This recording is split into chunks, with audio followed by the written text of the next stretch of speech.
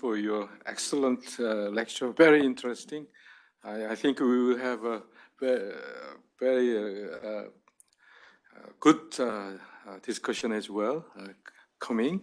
My first question is about the internal critique on the Japanese ODA.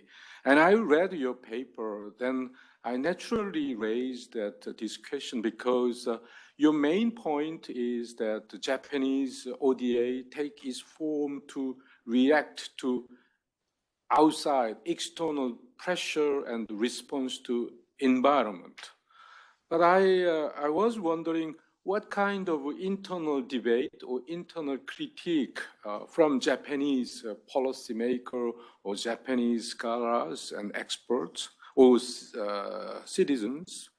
But today you already respond my question because second part of your presentation was not included in the paper, but you already respond. There is a critique from inside.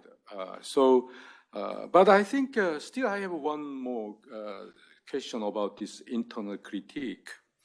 In your paper, you mentioned about the idea of human security was raised by Prime Minister Obuchi, then later Madame Ogata, and you explained very well that why Madame Ogata think that human security is important. But my question is that, well, these two leading figures raised this idea of human security, but how about Japanese scholars or Japanese stakeholders toward this idea of human security? Because when you have this policy rationale, you need to have some kind of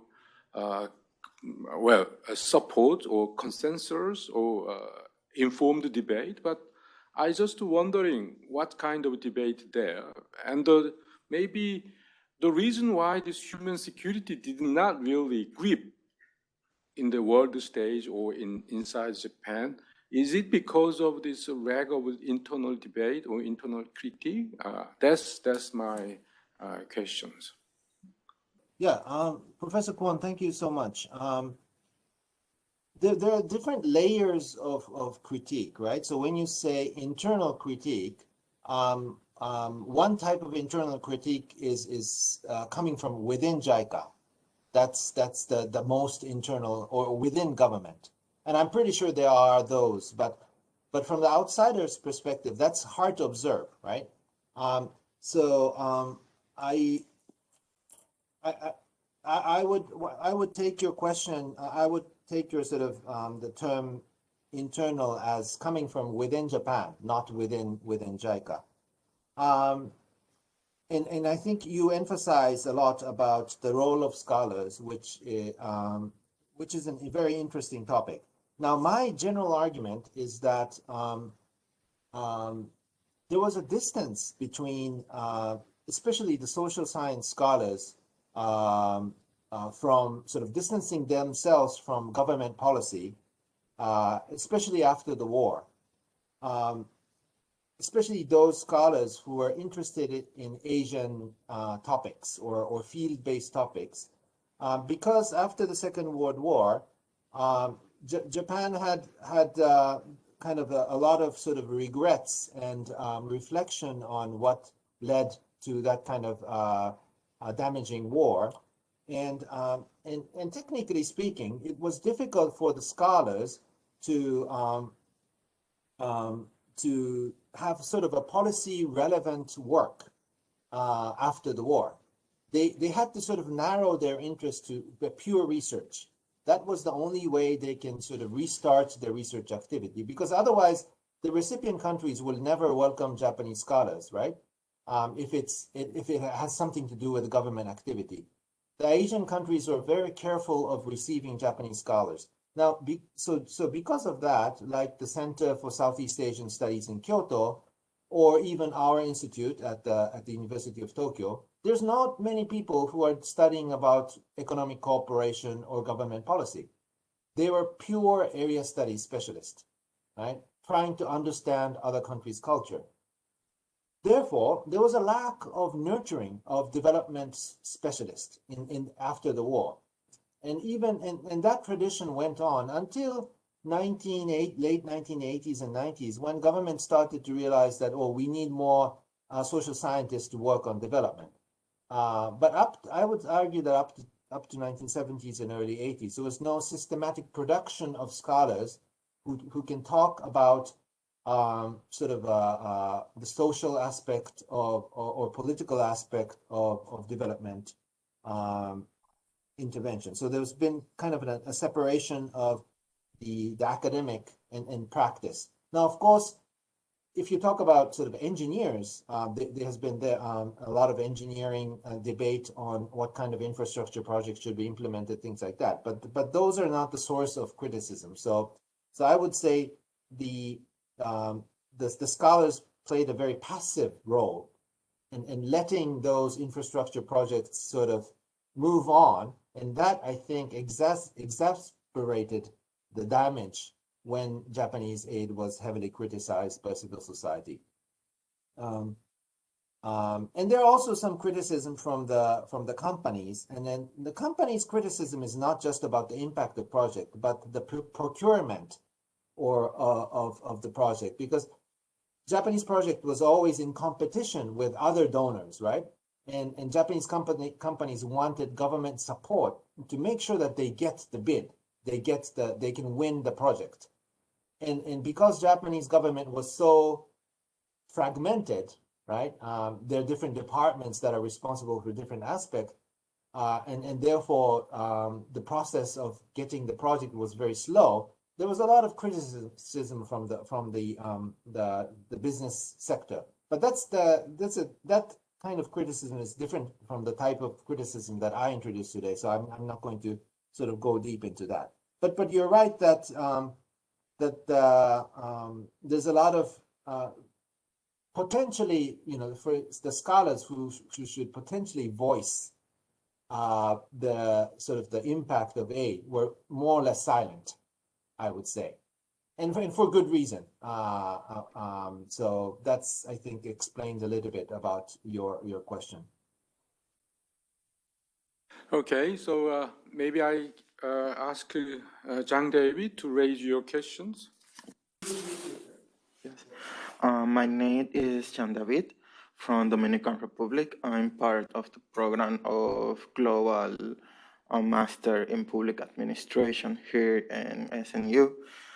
My question was actually close to what we have discussed about the methodology to measure the impact of the Japanese development assistance, how you do that process, and what are the challenges that you had doing that.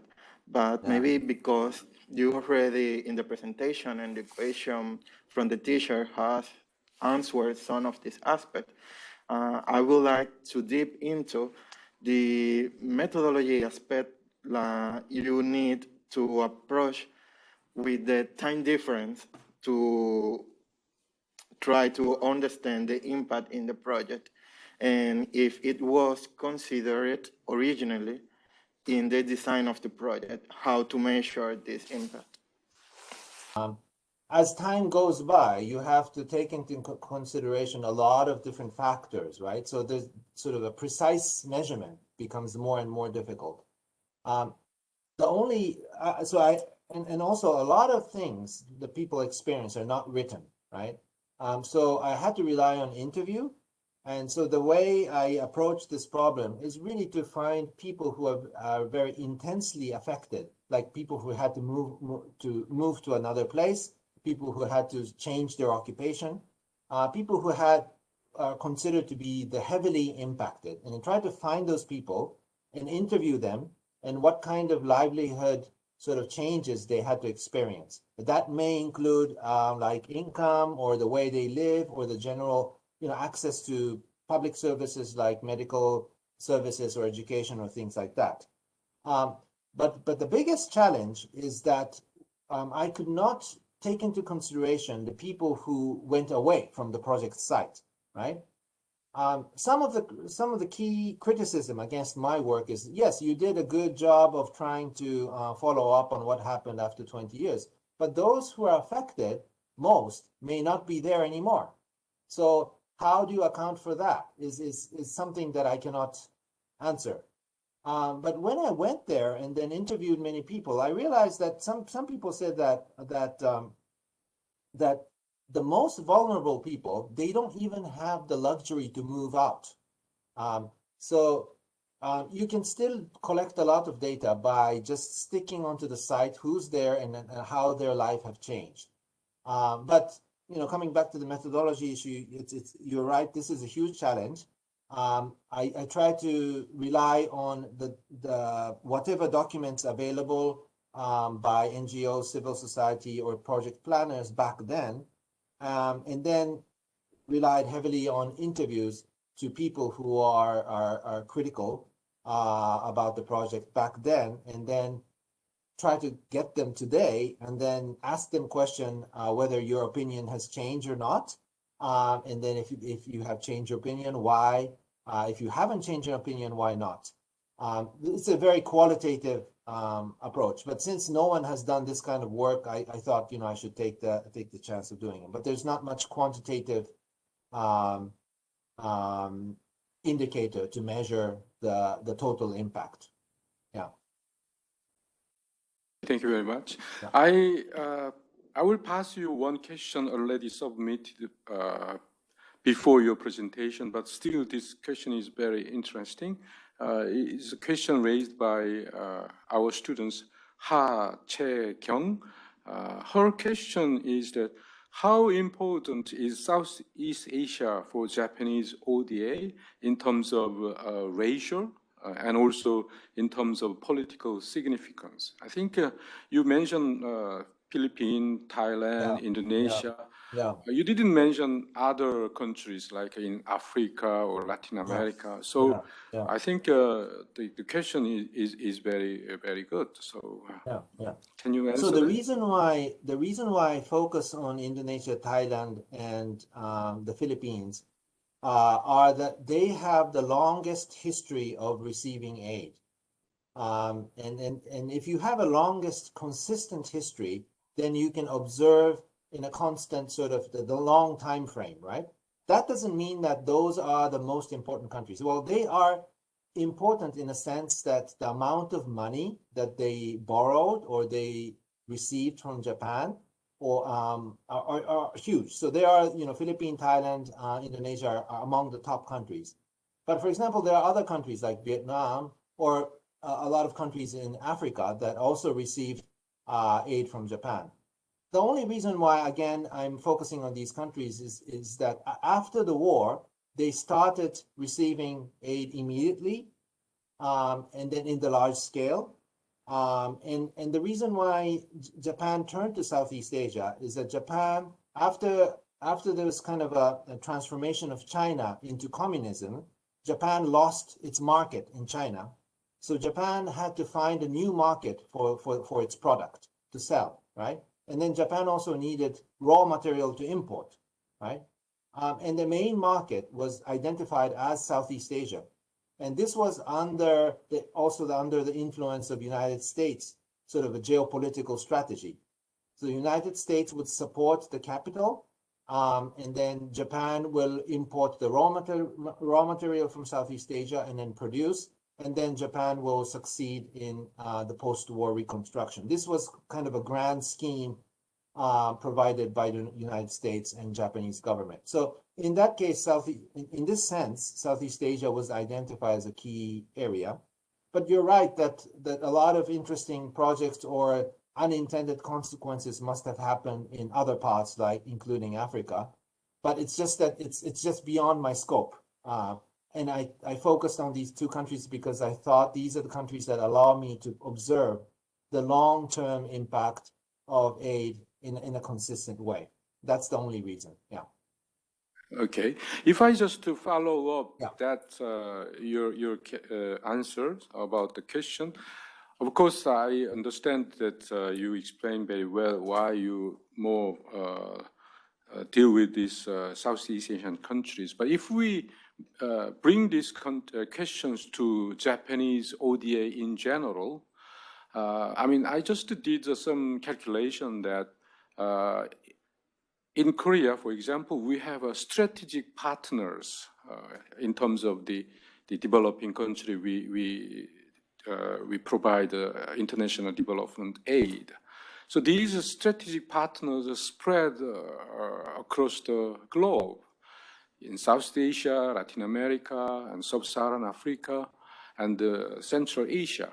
But Japan did not really have these strategic partner countries, but in terms of proportions, the Japanese ODA is concentrate rather in Southeast Asia. So even though you do not, or Japanese governments do not officially say that we don't have these strategic partner countries, but still you have a strategy, or it is just, as you say, unintended consequences. Yeah. So this comes to the question of the sort of the fragmentation of Japanese aid policy within the government, right? Japanese aid is technically speaking, it's under the sort of the direction of the Ministry of Foreign Affairs. Now, Ministry of Foreign Affairs, they would probably, well, they would emphasize Southeast Asia or other parts of Asia, but they are more sort of concerned about global partners like Africa, Latin America, things like that. But the other key player is the Ministry of Trade and Industry. They also have a huge influence on ODA, and they want to focus on the economic partners, right? So rather than human security, right? And if you think about the economic impact, then naturally the fast-growing, closer economy will be prioritized, naturally, right?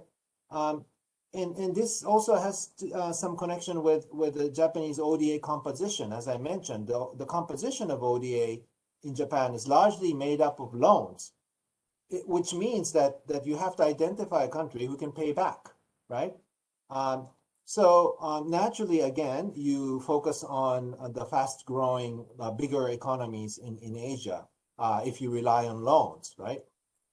So for these reasons, you know, for both bureaucratic and other sort of the schematic reasons, I think Southeast Asia has been identified as a key target.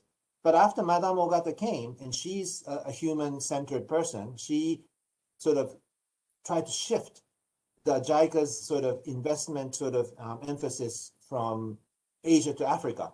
And in fact, a lot of budget and a lot of personnel shifted to Africa focus, which is true. But if you look at the sort of the history, then you can, the big picture still shows that Japan has emphasized Asia. So I don't know whether, I don't think there's kind of a consistent strategy again, because there's no one brain to guide ODA in Japan. You have Ministry of Finance, you have Ministry of Trade and Industry, you have Ministry of Foreign Affairs, and then you have JICA, you know, all the implementing agencies, things like that. So I don't think there's this one single strategy, but if you look at the result, then yes, there has been a lot of emphasis on Southeast Asia, and for understandable reason. Okay, I just like to give you information to audience today. Professor Satojin's paper will be included, the book, the JASID and KAIDEC, the Korean Association of Development Studies. We collaborate each other. We try edit the book so that half of the book is about the Japanese ODA, half of the book is a Korean ODA. So it will be published in Palgrave Macmillan. So once this book published, you are going to read and understand the Japanese and the Korean ODA. I think today's talk and the book published will be a kind of good opportunity to understand each other. And because I say this, we have many questions about how we see Korean aid in terms of the Japanese experience. So, but I didn't really go that way today's seminar because it's another big topic. So probably one last question I raised, then we will finish today's seminar. The question I put to you is coming from Jung Daram. She said that what is the keyword which can explain the Japanese ODA in the future? The keyword. So that's a short, simple word that show that we can understand the Japanese ODA in the future directions. You reflect a lot about the past, but this question is about the future. I want to. I'm still trying to understand the sort of the intention of the question, whether the person who's asking me the question of how the aid should be in the future, or how the aid likely be in the future. Is it more about how it should be from my perspective, or? Well, in the Korean context, if someone asks this kind of question, then I think probably how it will be likely instead of how it should be. Okay, then how it should be, right? Not how it should be. Yeah. So the proportion or the impact of ODA is clearly declining in comparison to other flows to developing countries, right? Like the remittance, the foreign direct investment. If you compare, all those resource flows from developed countries to developing countries, the proportion of ODA will be reduced. So I would say that one of the key keyword that would characterize the future of ODA would be private sector or business, and the developmental impact of those private sector interaction, including personal remittance. Because you cannot rely a lot on ODA and talk about development totally from the perspective of ODA, because the size of the ODA is now reducing in comparison to other types of resource flow. But that doesn't mean that shouldn't minimize the role of ODA to some countries like Afghanistan or Laos or Cambodia. Certain countries are still heavily dependent on aid. So you need kind of a nuanced discussion, but in total, I think the impact and the role of private sector will be the key sort of aspect of characterizing Japanese aid in the near future. Not the long future, but the near future. Yes, private sector. Okay, thank you very much. I think we can continue this discussion whole day, but we should be modest in our ambition, and also maybe we can have another opportunity to have a seminar or discussions.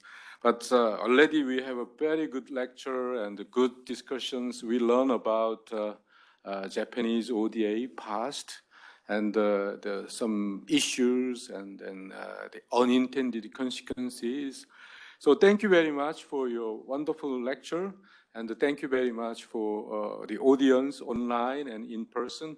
I'm very happy to conclude today's wonderful seminar. Thank you very much. Thank you very much, Professor Sato-jin.